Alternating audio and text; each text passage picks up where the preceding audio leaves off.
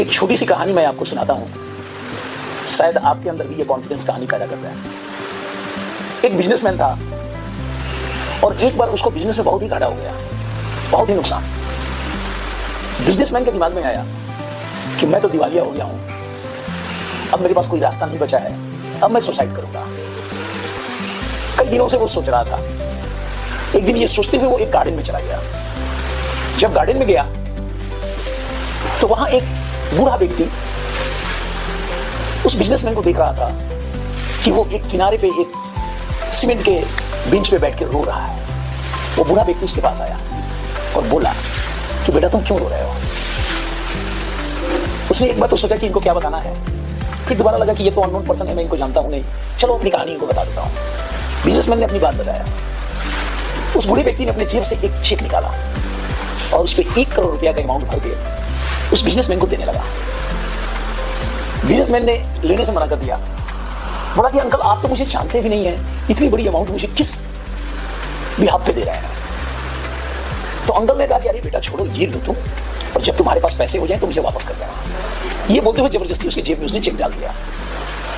Businessman वापस अपने घर आया और यही बात सोचता रहा रात भर कि जब एक व्यक्ति जो मुझे जानता तक नहीं है और मुझ पर इतना ट्रस्ट कर रहा है, इतना विश्वास कर रहा है, तो फिर मैं अपने काम पे विश्वास क्यों नहीं कर सकता हूं, मैं अपने आप पे विश्वास क्यों नहीं कर सकता हूं।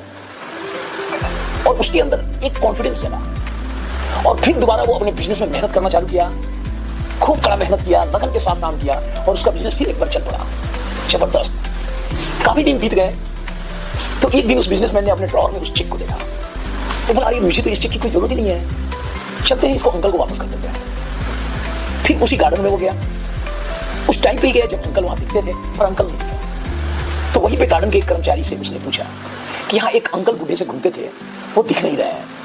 तो उस कर्मचारी ने कहा वो बूढ़ा आदमी वो तो अब नहीं रहे, चल बसे, वो तो एक पागल आदमी थे और जिसको भी देखते थे वो चेक दिया करते थे।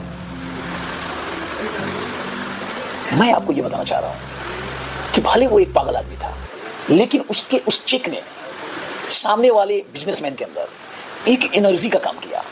जो वो निराश था अपने जीवन से, सुसाइड करने के लिए जा रहा था, उसके अंदर ऐसा एनर्जी विश्वास पैदा कर किया कि वो फिर से एक बहुत बड़ा बिजनेसमैन हो गया।